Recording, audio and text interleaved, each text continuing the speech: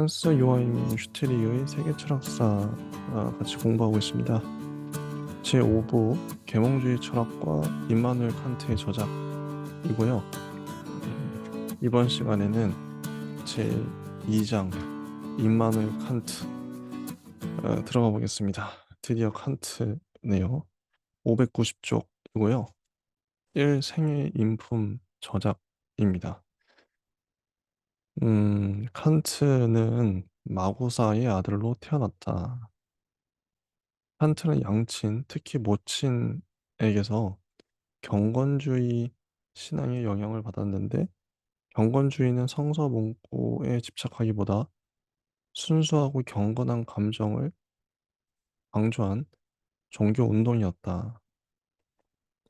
처음에 그는 신학을 공부했으나 얼마 후 철학과 자연과학으로 전공을 바꾸었다.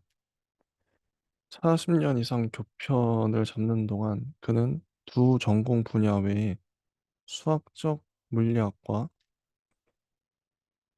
지리학, 인간학, 자연신학, 도덕론, 그리고 자연법을 강의했다.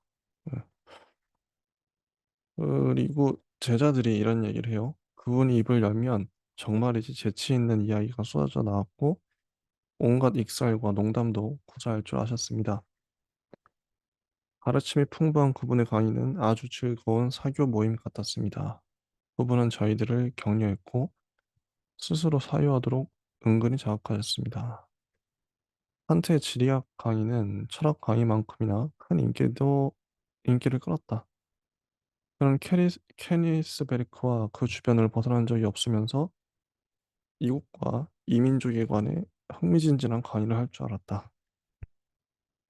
외면적으로 본다면 칸트의 일생은 별다른 기복 없이 평탄하게 유지되었다. 이는 칸트가 허약한 체질을 타고났기 때문에. 그는 왜소하고 허약했으며 한쪽 어깨가 약간 기형적으로 올라가 있었다. 건강 유지를 위해 스스로 세운 규칙을 엄수했고 또 필승의 과제인 철학 연구에만 한결같이 집중했다는 데에도 기인한다. 이런 생활을 통해 칸트는 고령에 이르도록 훌륭한 건강 상태를 유지하면서 필생의 작업을 완성시킬 수 있었다. 칸트는 생활 태도와 일과 계획에서 자신이 세운 원칙을 엄격히 따랐다. 날마다 그는 새벽 5시면 일어나 곧바로 연구를 시작했다. 7시에서 9시까지는 강의를 했으며 그 자신의 연구를 위한 주요 작업 시간은 오전 9시에서 오후 1시까지였다. 그의 학문적 저작들은 모두 이 시간대에 탄생한 셈이다. 연구를 마치고 점심시간이 되면 언제나 손님들과 함께 식사를 했는데 그는 학자들보다 실질적인 일에 종사하는 사람들을 더 반기는 편이었다. 충분한 휴식을 위해 이런 식사 시간은 대개 몇 시간 동안 지속되었고 아주 다양한 주제의 대화가 오갔다. 그러고는 엄밀히 정해진 시간 동안 규칙적 산책을 다녀왔고 다시 연구에 몰두하다가 10시 정각이면 취침을 했다. 음. 그리고 칸트의 저작들에 대한 목록이 나오고요. 뭐 제목을 보면 보편적 자연사와 천체 이론, 뉴턴 원리에 입각하여 서술된 전체 우주의 구조와 그 역학적 근원에 관한 실론, 1755년에 나왔던 책이고, 그리고 물리적 모나드론, 유령을 보는 사람의 꿈, 감성계와 예시계의 형식과 그 원리들에 관하여 서로 다른 여러 인종에 관하여 순수 이성 비판, 학문으로 등장할 수 있는 모든 장르의 형이상학을 위한 서설, 세계 시민적 관점에서 본 보편사 이념, 윤리 형이상학 종초, 실천 이성 비판, 판단력 비판, 순전한 이성의 한계 안에서의 종교, 영구 평화론, 철학적 구상, 윤리 형이상학, 학부들의 논쟁 이런 식으로 저작들이 있습니다. 그리고 이 비판 철학 이전 시기이고요. 1자연과에 관한 저술이라는 제목이 붙어 있네요.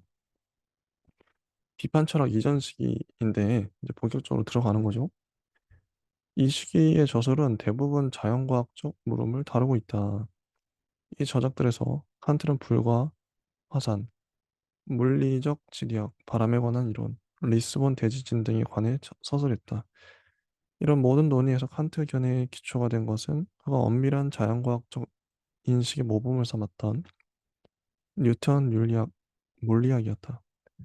우선 꼽을 수 있는 저술은 보편적 자연사와 전체 이론, 천체 이론으로 여기서 칸트는 우주의 생성과 행성 운동에 관한 이론을 제시한다. 일찍이 뉴턴은 천체 운동에 미치는 중력의 영향을 인식하고 이를 계산해냈다. 하지만 그는 태양계 발생의 문제는 제대로 해결하지 못했다. 뉴턴에 따르면 천체 공전 운동은 두 개의 힘, 즉 인력과 원심력이 작용한 결과이다. 여기서 인력은 기계론적 방식으로 설명될 수 있으나 행성들이 중력에 의해 태양으로 돌진하는 것을 막아주는 원심력은 뉴턴에 의하면 다음과 같은 방식으로밖에 설명될 수 없다. 이런 운동은 창조주가 직접 물체들에 부여한 것으로 물체들은 이에 의해 우주 공간으로 날아가다가 일정 정도 이르자 태양에 의해 붙잡힌 것이다. 한테는 이러한 두 가지 힘이 모두 기계론적으로 설명될 수 있는 가설을 내놓았다. 그는 물질이 미세한 분자 형태로 공간 어디에나 균일하게 퍼져 있었던 원초 상태를 가정한다. 그런데 미세한 분자들은 밀도와 인력에서 서로 차이가 있으므로 밀도가 더 높고 따라서 인력도 더 강한 분자들이 더 약한 것들을 끌어당기기 시작한다. 이런 인력만 작용했다면 가벼운 분자들은 무거운 분자들을 향해 직선 운동을 했을 것이며 그렇게 해서 물체 덩어리가 응결되었을 것이다. 하지만 가벼운 분자들은 운동 과정에서 서로 충돌하며 부딪힌 분자들은 원래의 방향에서 이탈하게 된다. 이렇게 해서 원래의 인력의 방향과 다른 방향으로 향하는 측방 운동이 발생한다. 처음에는 운동들이 뒤섞여 혼잡을 이루지만 여기서 점차 균형 잡힌 운동이 발생하고 상호 방해 작용은 최소한으로 줄어든다. 이 균형 잡힌 운동이 바로 원주 운동이다. 원주 운동을 하는 분자들의 일부는 태양으로 흡수되어 태양 자체를 회전시키고 나머지 분자들은 행성을 형성한다. 행성들은 태양에 가까울수록 밀도가 높고 크기는 작다. 이 가설에 의해 칸트가 주장하려 한 것은 태초의 혼돈에서 조화로운 우주의 발생을 설명하는 데는 초자연적인 힘을 가정할 필요가 없고 흡인과 충돌 법칙만으로 충분하다는 점이다. 물론 공간을 채운 원초적 물질은 어떻게 해서 발생한 것인가? 라는 물음에 대해서는 칸트도 자연적 설명을 제시할 수가 없었다. 따라서 그는 물질을 창조하고 그 물질에 일정 능력을 부여하여 원초 상태로부터 질서 잡힌 우주를 형성케 한 신을 가정할 수밖에 없다고 생각했다. 칸트가 미래 선체적인 자연과학 사상을 개진한 두 번째 저술은 물리적 모나드론이다. 제목이 말해주듯 이 저술에서 칸트는 라이프니츠의 모나드 개념을 염두에 두고 있다. 여기서 그는 운동에 의해 우주를 발생시킨 극소 분자의 본질을 더 자세히 규명하고자 한다. 그는 극소 분자의 본질을 공간을 채우는 힘이라 정의한다. 즉 물질의 본질을 이루는 물체성과 불가입성이 바로 힘으로 규정되는 것이다. 따라서 진료란 존재하지 않으며 오직 힘, 에너지만이 존재한다. 한때 이 사상은 정말이지 놀랍게도 현대 물리학에서 되살아났다. 현대 물리학은 물질이란 에너지의 특수한 형식일 뿐이라고 이론적으로 가정할 뿐 아니라 물질과 에너지가 상호 전화할 수 있다는 점을 실제적 응용에 의해 충분히 입증했다. 자연과학에 관한 세 번째 저술로 소개할 것은 서로 다른 여러 인종에 관하여이다. 여기서는 진화관념의 선구자임을 보여주었다고 해요. 앞에서는 이게 세 가지 저술을 말하죠. 자연과학에 관련된 초기 저술, 비판 철학 이전 시기. 칸트는 과학자로 시작을 합니다. 음, 천체 이론에 대해서 어떻게 어, 어떻게 태양 주변으로 이게 그뭐 별들이 돌고 있는가 이런 것들을 잘 설명을 했죠. 흡인과 충돌의 법칙 이런 것들 가설을 세우고 이거 물리적 모나드론 어, 그 물질이란 에너지의 특수한 형식이다. 이런 어, 앞서 나가는 발언들을 했다. 음, 시대를 앞서 나가는 과학자였어요. 그다음에 2번 비판적 문제의식의 형성. 어, 칸트가 대학을 다녔던 시기와 학자로서 활동을 시작했던 시기에 독일에서 지배적 철학 체계는 라이프니츠 볼프 사상이었다. 이 사상을 아주 간단히 정의한다면 합리론, 그것도 독단적 방법의 합리론이라 할 수 있다. 합리론이란 내 이성이 세계에 관해 말해주는 것이 곧 진리라고 보는 이성 철학이다. 그에 따르면 우리는 이성적 원리를 근거로 해서 세계에 대한 올바른 상을 도출할 수 있으며 경험의 도움은 전혀 필요하지 않다. 합리론의 입장에서 경험은 우리 인식의 토대가 아니고 한계도 아니다. 음, 따라서 합리론자들의 관점에서는 모든 경험을 초월하는 초감성적인 것에 관한 학문인 형이상학의 가능성을 의심할 근거가 전혀 없다. 실제로 합리론자들은 그러한 형이상학적 체계를 제시하기도 했다. 그런데 이때 합리론자들은 독단적 태도를 보였다. 다시 말해 이들은 실제로 이성이 경험과 무관하고 경험을 초월하는 인식, 무조건적 확실성을 갖는 그런 인식을 제공할 능력이 있는 재관에 먼저 비판적 검토를 해보지 않았다. 물론 칸트도 볼프주의자였던 스승 흐누첸에게서 배운 라이프니츠 볼프 사상을 1760년까지는 의심 없이 신봉했다. 그러나 그의 사유세계에 심대한 변화가 일기 시작했다. 칸트는 마침내 독단의 잠에서 깨어난 것이다. 이는 무엇보다 영국의 경험론 철학자 존 로크의 영향이었으며 또한 로크의 학설을 토대로 해서 확실한 지식의 가능성에 회의적 입장을 보인 데이비드 휴머의 영향도 지대했다. 로크의 견해에 의하면 지성에는 감성에 의해 미리 주어지지 않은 것이란 전혀 없다.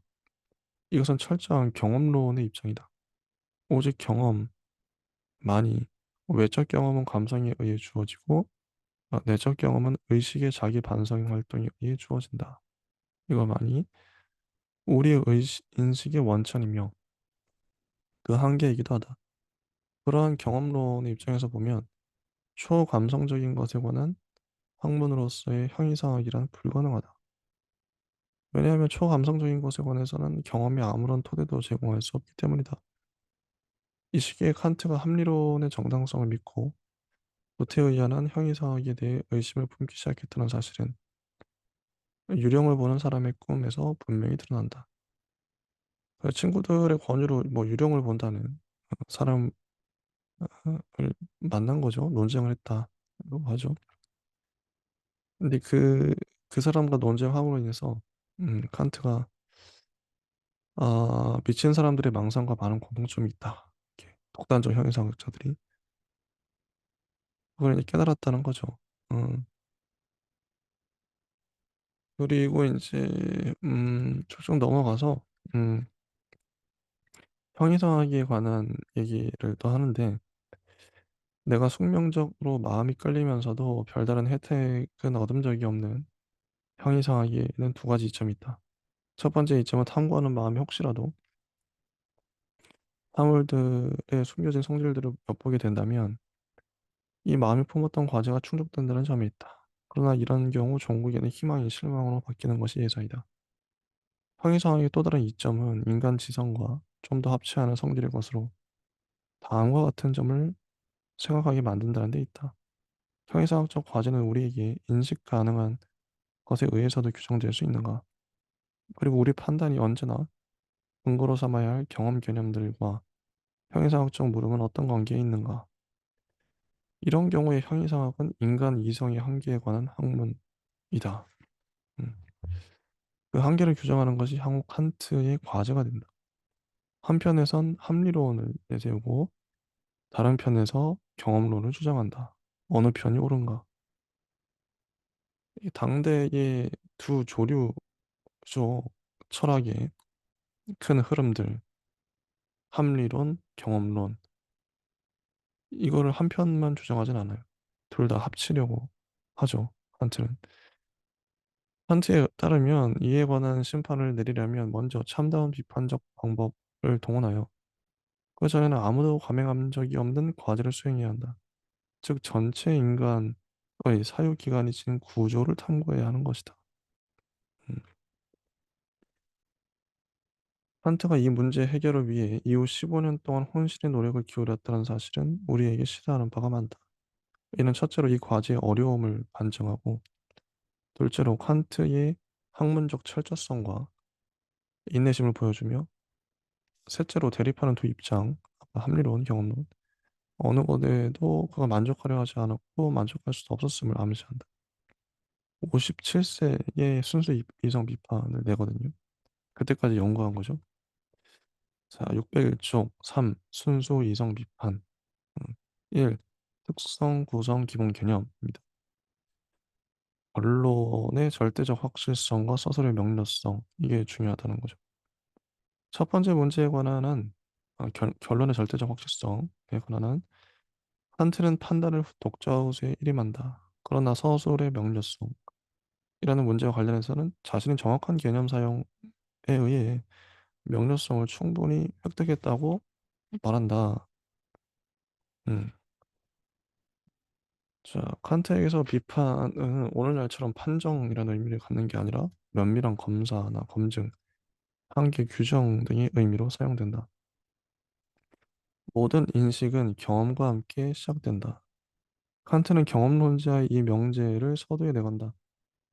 대상들이 우리 감성에 접촉하여 지성의 활동이 시작되지 않는다면 우리가 어떻게 무엇인가를 인식할 수 있겠는가? 시간적으로 경험은 모든 인식에 선행한다. 하지만 그렇다 해서 모든 인식이 경험으로부터 생겨난다는 것은 아니다.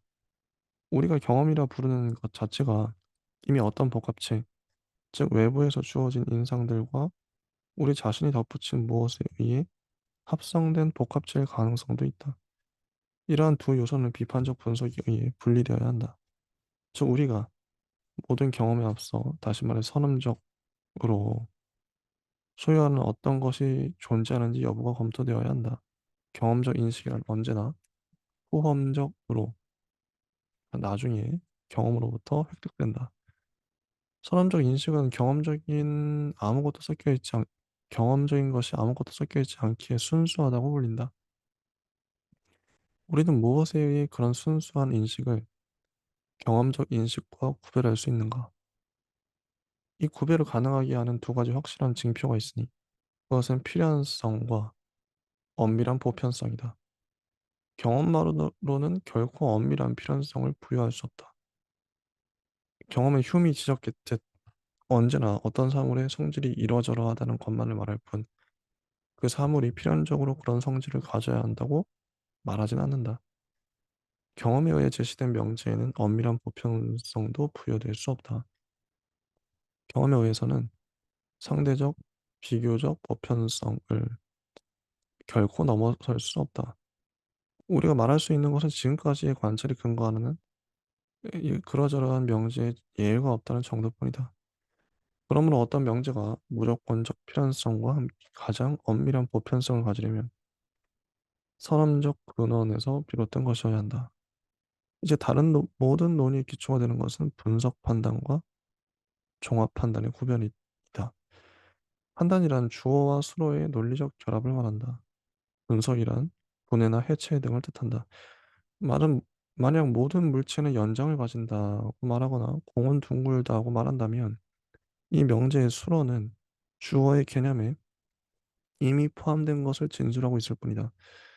그럴 것이 물체라는 개념은 연장의 특징을 지니며 공이라는 개념은 둥글다라는 특징을 지니기 때문이다. 이런 것들이 바로 분석 판단이다. 다음으로 종합이란 결합이나 합성을 뜻한다. 만약 이 공은 금색이다 라고 말한다면 이때 공이란 개념에는 그것에 미리 포함되어 있지 않은 어떤 것이 덧붙여지는 것이다. 그럴 것이 공은 반드시 금색이어야 할 이유는 없기 때문이다. 여기서 덧붙여진 어떤 것, 즉 금색이라는 특징은 경험에서 연화한다. 공이 금색이라는 사실을 내가 지각을 통해 확인하지 못한다면 그런 판단은 나올 수 없다. 이런 게 종합 판단인 거죠. 이러한 설명에 따르면 종합 판단은 오직 후험적으로만, 즉 경험으로부터만 형성될 수 있을 것이다. 그리고 그런 판단은 당연히 보편적이거나 필연적일 수 없다. 그렇다면 모든 변화에는 원인이 있다와 같은 보편적 명제는 어떠한 것? 이미 지적했던 경험에서는 이 명제를 보편적이고 필연적인 것으로 입증할 만한 근거를 찾을 수 없다. 그렇지만 이 명제는 종합적이다. 왜냐하면 변화라는 개념을 제 아무리 분석해도 일정 시간 동안 달라짐이란 의미는 발견할 수 있을지언정 이를 원인과 필연적으로 결합시킬 만한 계기는 찾아낼 수 없기 때문이다. 그리고 이 명제는 보편적이고 필연적이다. 그렇다면 선험적 종합 판단이란 것이 존재하는 것인가? 칸트는 그렇다고 대답한다. 자세히 고찰해 보면 상식이나 여러 학문에서는 그러한 선험적 종합 판단이 무수히 포함되어 있다. 우선 첫째로 수학적 판단은 종합적이다. 이에 대해 칸트는 아주 간단한 예를 들고 있다. 7 더하기 5는 12라는 명제는 선험적이다. 그럴 것이 이 명제는 필연적이고 예외 없이 타당하기 때문이다. 그렇다면 이 명제는 분석적인가? 다시 말해서 12라는 개념에는 7과 5의 합이라는 개념이 포함되어 있는가? 칸트는 그렇지 않다고 말한다. 이 점은 좀 더 큰 수의 합을 생각해보면 분명해진다. 예를 들어 7654와 3647의 합이라는 단순 표상에서 정확한 결과를 곧바로 얻기란 불가능하며 먼저 직관의 도움을 받아야 한다. 다시 말해 계산부터 해야 한다. 여기서 주목할 사실은 이 명제는 직관의 도움 없이는 성립될 수 없는데도 불구하고 선험적이라는 점, 다시 말해 모든 경험과 무관하다는 점이다. 이러한 것이 가능하려면 순수한, 즉 경험과 무관한 직관 같은 것이 존재해야 할 것이다. 우리는 순수 수학의 다른 명제들에도 비슷한 말을 할 수 있다. 그리고 둘째로 여러 자연과학에도 선험적 종합 명제들이 포함되어 있다. 또한 셋째로 형이상학은 그러한 명제들로 이루어질 수밖에 없다. 이렇게 해서 우리는 순수 이성 비판의 중심 물음과 마주하게 된다. 선험적 종합 판단은 어떻게 가능한가? 음, 그래서 이런 물음이 나오는 거죠. 순수 수학은 어떻게 가능한가? 순수 자연과학은 어떻게 가능한가? 형이상학은 어떻게 가능한가? 이 문제를 다루는 것이 바로 칸트가 순수 이성 비판이라고 부르는 특수한 학문의 과제이다. 여기서 순수 이성이란 어떤 것을 선험적으로 인식하는 원리들을 자체 안에 지니고 있는 이성을 말한다. 칸트가 자신의 책에 비판이라는 제목을 붙인 것은 이 책의 의도가 순수 이성의 완전한 체계를 제공하는 데 있지 않고 그저 순수 이성과 그 원천 및 한계를 비판적으로 판정하는 데만 있기 때문이다. 대상들이 아니라 대상들에 대한 우리의 인식 방식을 다루는 모든 인식은 초월적이라 불린다. 따라서 초월 철학은 순수 이성의 모든 원리의 체계이다. 그러므로 초월적이란 개념은 경험의 피 안에 있는 이나 경험할 수 있는 모든 것을 넘어서는 이란 의미가 아니라 일체의 경험에 앞서서 그것을 가능하게 하는 이란 의미를 갖는다.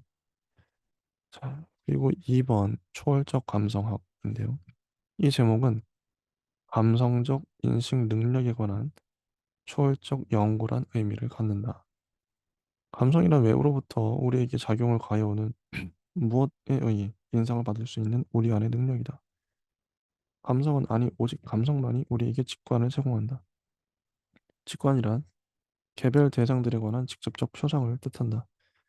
언뜻 생각하면 그러한 개별 표상은 장미한송이를 예로 드는데 표상 우리의 인식 과정을 분석하다가 마주치게 되는 더 이상 분석할 수 없는 어떤 것으로 여겨지기도 한다.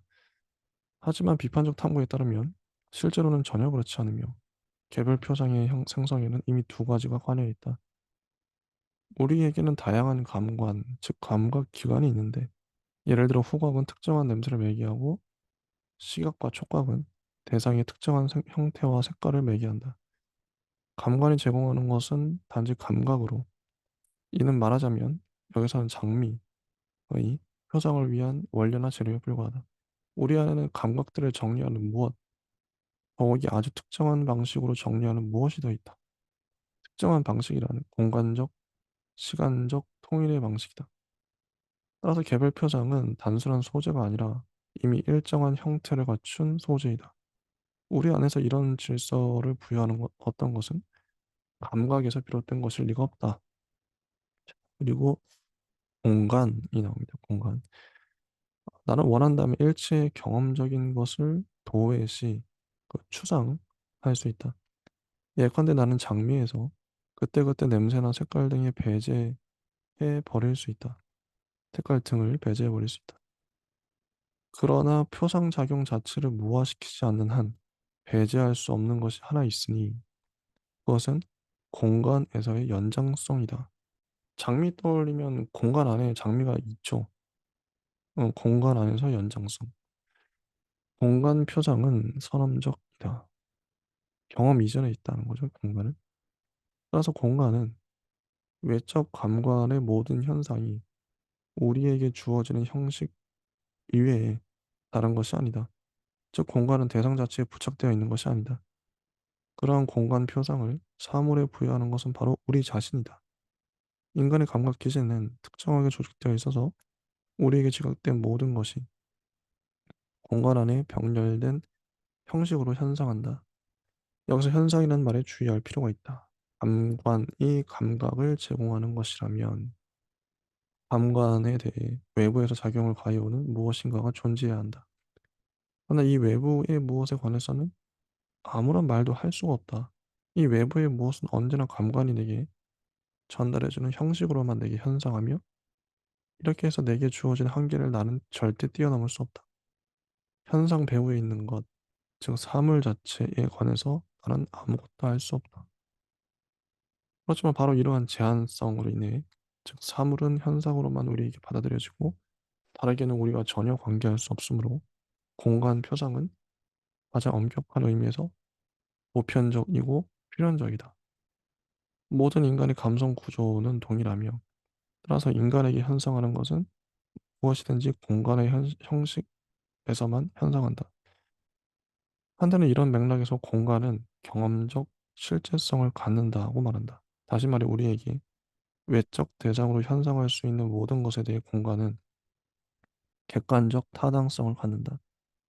사물 자체가 공간 안에 존재하는지 여부는 우리가 알 수 없는 문제이다.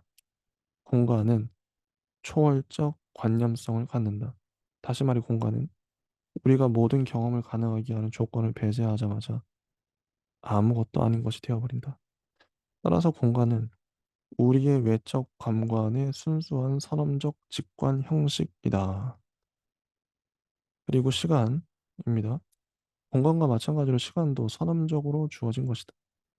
시간은 우리의 내적 감관의 순수 형식, 다시 말해 우리 자신과 우리의 내적 상태에 대한 직관의 순수 형식이다. 우리는 우리 내면에서 아주 다양한 마음 상태, 여러 가지 감정, 의지의 발현, 표상을 관찰할 수 있다. 그러나 이 상태들은 아무리 서로 달라도 한 가지 공통점을 지니고 있다. 즉 이것들은 시간상으로 진행된다. 시간은 이런 마음 상태 중에 어떤 것에서 연유하는 것이 아니라 우리가 이런 상태를 경험할 수 있기 위해 필요로 하는 조건이다. 따라서 시간은 보편적이고 필연적이며 우리의 내적 직관의 선험적 형식이다. 그러나 모든 외적인 것 역시 우리에게는 우리 안의 표상들의 형식에서만 주어지며 시간은 우리 표상의 필연적 형식이다. 따라서 시간은 음, 단지 우리의 내적 직관의 형식인 것이 아니라 우리의 직관 일반의 형식이다. 모든 현상들 일반은 시간상이 있고 반드시 시간 관계들이 있다. 시간 역시 경험적 실제성, 다시 말해 현상으로서의 모든 사물들에 대한 절대적 타당성을 갖는다. 그리고 시간 역시 초월적 관념성을 갖는다. 다시 말해 시간 역시 사물 자체에는 적용되지 않는다. 그 다음 소제목은 수학의 가능성입니다. 공간과 시간이 선험적 형식으로 우리 안에 주어져 있다는 사실이 바로 수학의 가능성을 뒷받침한다. 그럴 것이 수학은 오직 공간 규정 및 시간 규정만을 다루는 학문이기 때문이다. 기하학은 공간적, 관계를 다룬다. 예를 들어 기하학에 따르면 직선은 두 점 사이의 최단 거리이다. 이것은 종합명제이다. 왜냐하면 직선의 개념을 아무리 분석해도 직선의 성질을 밝혀낼 수 있을 뿐 양적인 점에 관해서는 아무것도 얻어낼 수 없기 때문이다. 그리고 여기서는 직관의 도움을 받아야 하지만 경험에 의존해야 하는 것은 아니다. 왜냐하면 공간 표정은 애초부터 선험적으로 내 안에 있기 때문이다. 바로 그러한 공간 표정 때문에 내가 위와 같은 선험적 종합 판단을 구성할 수 있는 것이다. 그리고 다른 모든 인간도 나와 동일한 공간적 직관의 형식을 자신 안에 가지고 있다. 바로 이러한 점 때문에 기하학의 명제들이 보편성과 필연성을 갖는다. 산술은 계산을 다룬다. 모든 계산은 근본적으로 수를 세는 것이다. 다시 말해, 모든 계산은 시간상의 계기 현상에 기초해 있다. 그런데 나를 비롯한 모든 인간은 시간을 감성의 순수 형식으로서 자신 안에 지니고 있다. 그러므로 산술 역시 경험의 도움을 받지 않고 오직 내적 시간 직관만을 근거로 해서 보편적이며 필연적으로 타당한 명제들을 제시할 수 있다. 이렇게 해서 비판의 첫 번째 물음, 즉 순수 수학은 가능한가? 라는 물음에 는 대답이 주어졌다. 재밌죠? 아주 논리적입니다. 설득력이 있고요. 611쪽 3. 초월적 분석학 문제. 앞에서 말했던 모든 사유, 모든 개념은 직관을 통해 우리에게 주어진 대상들에만 결부될 수 있다. 직관 없는 개념은 공허하다. 따라서 우리 인식 능력의 두 가지 근간 중 하나의 지성은 텅 빈 공간 속을 떠돌지 않으려면 직관적 재료를 자신에게 제공하는 감성에 의존하지 않을 수 없다. 그러나 감성도 마찬가지로 지성에 의존한다. 감성은 우리에게 직관, 다시 말해 감성의 선험적 형식인 공간과 시간에 따라 정리된 감각을 제공한다. 그러나 단순한 직관은 지성이 없다면 이해할 수 없는 것으로 머문다. 개념 없는 직관은 맹목적이다. 고로 인식작용에서는 감성과 지성이 협력한다. 감성 내에서 그 선험적 형식들이 감각들을 정리하는 것과 마찬가지로 지성은 전체로서의 감성이 제공하는 원료를 더욱 가공한다. 즉 지성은 이 원료를 개념으로 발전시키고 또 개념들을 결합하여 판단을 이루어낸다. 지성의 두 번째 활동, 즉 결합 활동은 주지하다시피 논리학의 대상이며 우리는 논리학의 창시자인 아리스토텔레스를 다룰 때 이에 관해 상세히 다룬 바 있다. 그런데 이러한 일반 논리학은 아리스토텔레스 시대 이후로 크게 변한 것이 없었다. 칸트 역시 이 논리학을 본질적인 점에서는 답습한다. 하지만 칸트의 정신을 사로잡은 것은 일반 논리학의 문제, 즉 올바른 판단이나 결론 등에 도달하려면 개념들을 어떻게 결합해야 하는가 라는 문제가 아니었다. 칸트에게 중요한 것은 우리의 지성은 어떻게 해서 개념에 도달하는가. 다시 말해 특정한 대상과 결부되고 그 대상과 일치하는 개념들을 우리 지성이 어떻게 해서 형성할 수 있는 것인가 라는 물음이었다. 그리고 바로 이것이 칸트가 서술하는 초월적 논리학의 주제이다. 자, 그 다음 소제목 범주. 음, 아리스토텔레스 이후의 논리학은 개념들을 결합시키는 지성 활동과 관련해서 이미 기본 형식을 발견해 놓았다. 그런데 개념 형성이라는 모두가 판단이다. 왜냐하면 판단은 결국 내용이나 특징을 결부시키는 것이며 이런 개념을 형성할 때에도 마찬가지로 일어나기 때문이다. 그러므로 사유에서 통일성이 유지되려면 개념 형성의 형식들을 판단 형성의 형식들과 일치시켜야 할 것이다. 판단 형식의 표는 네 가지 가능한 관점을 포함하며 이 관점들에 따라 개념들이 서로 결부될 수 있다. 그리고 각각의 관점은 세 가지 판단 형식을 포괄한다. 하나씩 볼게요. 1번부터 4번까지 있는데 1. 판단의 양, 판단의 타당성 범위. 그래서 전칭, 특칭, 단칭이 나오고 2. 판단의 질, 관계의 타당성 여부, 긍정, 부정, 무한. 나오고, 그다음 3. 판단의 관계, 관계의 종류. 그래서 정언, 가언, 선언이 나오는데, 정언은 무조건, 가언은 조건, 선언은 배중이라고 나오네요. 그다음에 4. 판단의 양태, 관계의 타당성 종류. 그래서 미정, 그건 개연이고, 확정, 실현이고, 명증, 필연입니다. 이렇게 나눈 거죠. 12가지 형식의 예가 하나씩 나와요. 뭐 전칭 판단, 모든 인간은 죽는다. 칭 판단, 어떤 별은 행성이다. 반칭 판단, 판트는 철학자다. 긍정 판단, 이 장미는 빨갛다. 부정 판단, 저 장미는 빨갛지 않다. 무한 판단, 이 장미는 향기가 나지 않는다. 향기와 관련없는 다른 점에서는 무한히 많은 가능성이 열려 있으므로 무한 판단이다. 정원 판단, 이 삼각형은 하나의 직각을 포함한다. 가언 판단, 삼각형에서 하나의 각이 직각이면 다른 두 각은 예각이다. 선언 판단, 삼각형의 각은 직각이거나 예각이거나 둔각이다. 계연 판단, 이 장미는 오늘 꽃을 피울지도 모른다. 실연 판단, 이 장미는 오늘 꽃을 피울 것이다.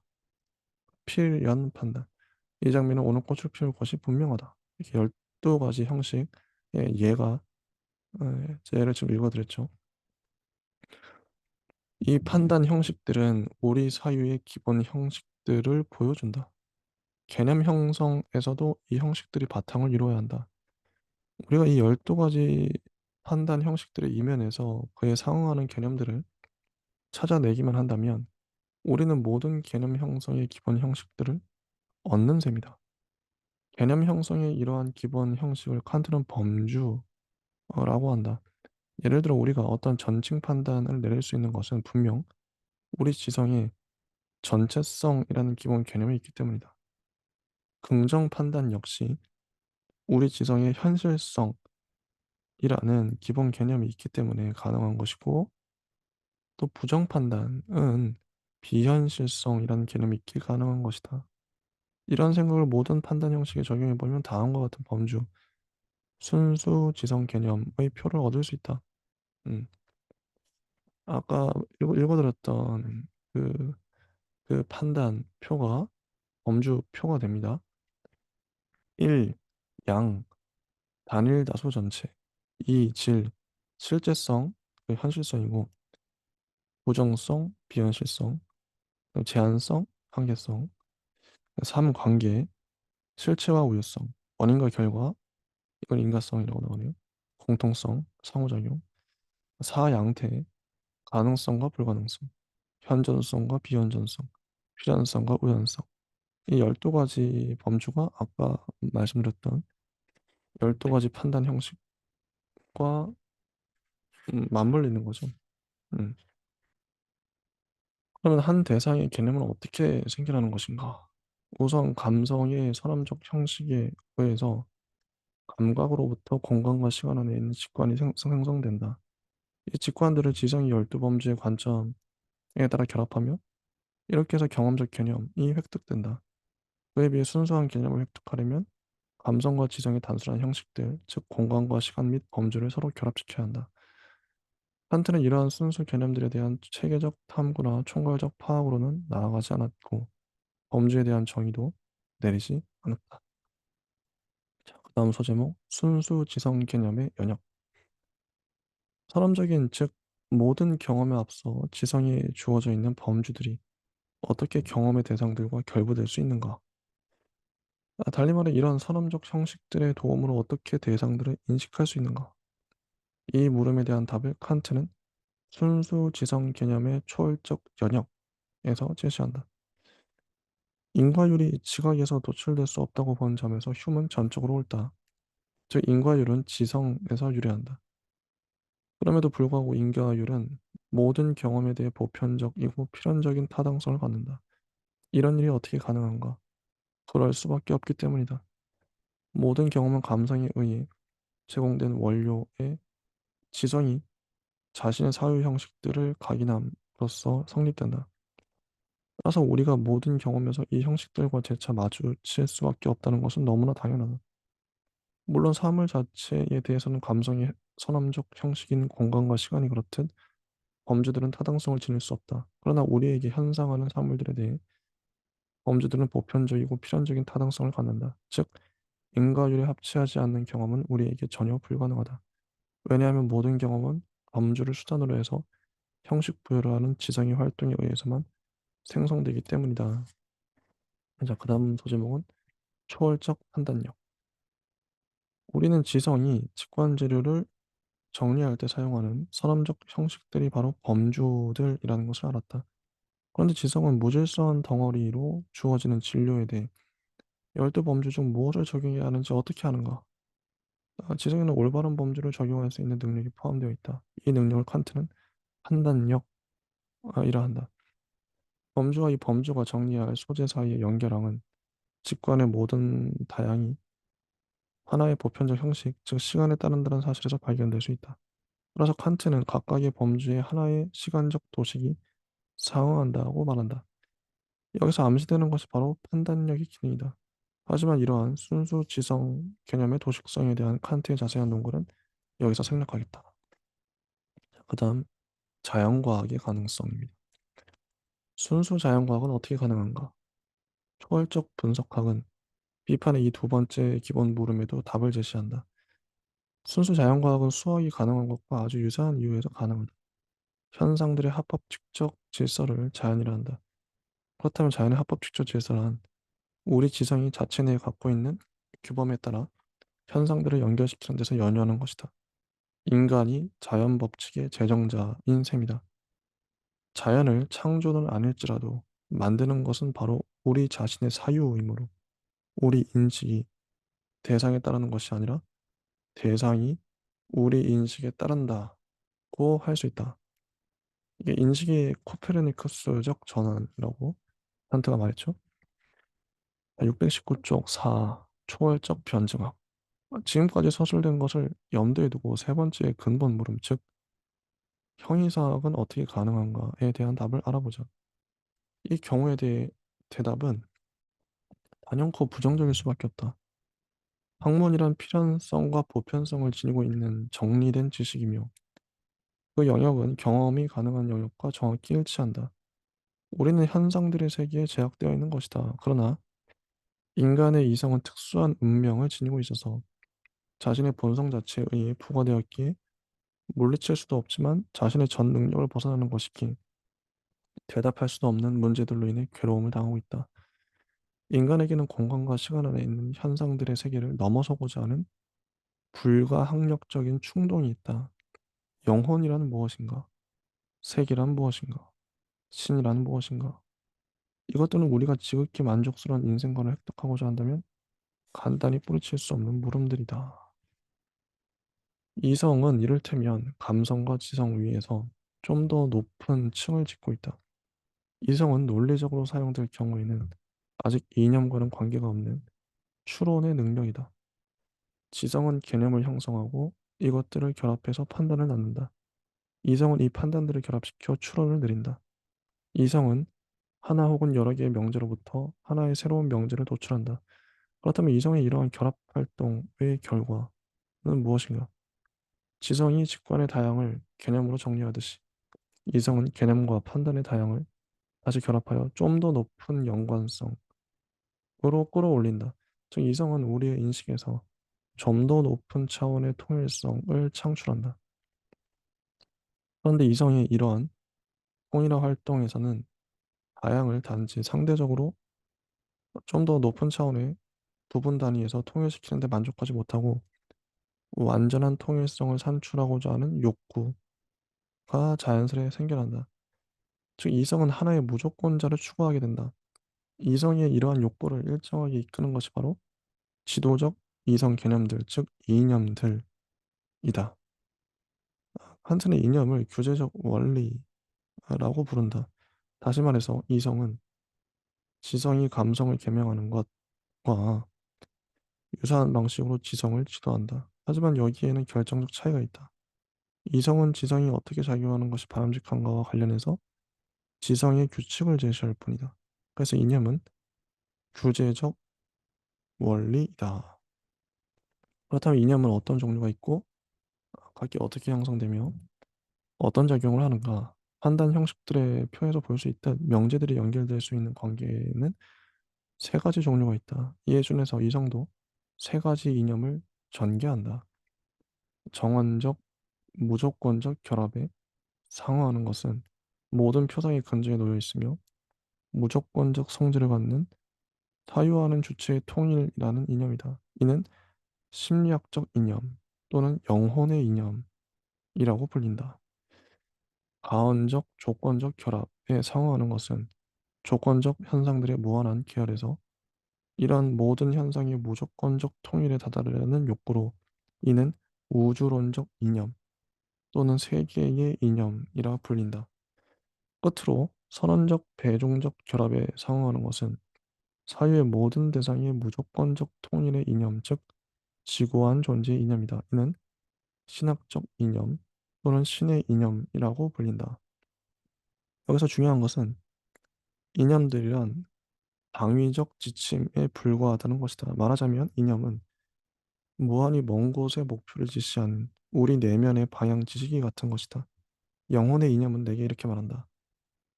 너는 모든 심적 현상을 마치 그 바탕에 하나의 통일성, 즉 영혼이 있는 것처럼 결합시켜야 한다.